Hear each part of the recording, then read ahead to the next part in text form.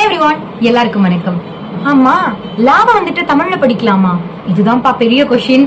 S, நீங்க நம்ம தமிழ்நாட்டுல இருக்கீங்க, நம்மளுடைய தாய்மொழி தமிழ். அப்ப நமக்கு பிடிச்ச சட்ட படிப்பை மட்டும் எப்படி நம்ம லாங்குவேஜ்ல படிக்காம இருக்க முடியும்? கண்டிப்பா படிக்கலாம். ஈவன் மேஜிஸ்ட்ரேட் எக்ஸாம்ஸ் கூட நீங்க தமிழ்ல எழுதலாம். வந்துட்டு லா காலேஜ்ல தமிழ்ல படிக்கணும், நான் தமிழ் மீடியம்ல படிக்கணும் அப்படின்னு நீங்க நினைச்சீங்கன்னா தாராளமா படிக்கலாம். உங்களுக்கு அந்த 20% தமிழ் மொழியில படிச்சவங்களுக்கான அந்த அங்கீகாரமும் வேணும்னாலும் நீங்க தாராளமா படிச்சுக்கலாம். ஏன்னா 12th வரைக்கும் தமிழ்ல படிச்சிருப்பீங்க, லாவும் தமிழ்ல படிக்கணும் அப்படின்னு நினைச்சீங்கன்னா நீங்க வந்துட்டு தமிழ் மொழியை வந்துட்டு சூஸ் பண்ணலாம்.